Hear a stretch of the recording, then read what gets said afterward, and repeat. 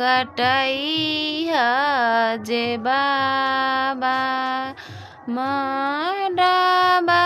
चढ़िए बनाई है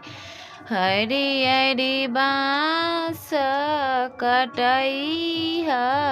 जे बाबा मडबा चढ़िए बनाई है आई है सुंदर बर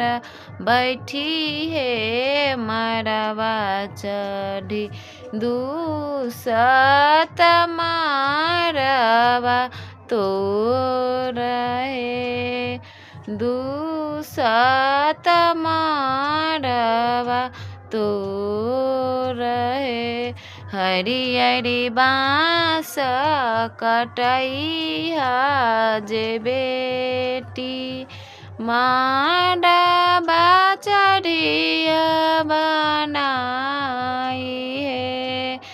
आइले सुंदर बर बैठी है मडबा चढ़ी शोभत मडबा मोर है।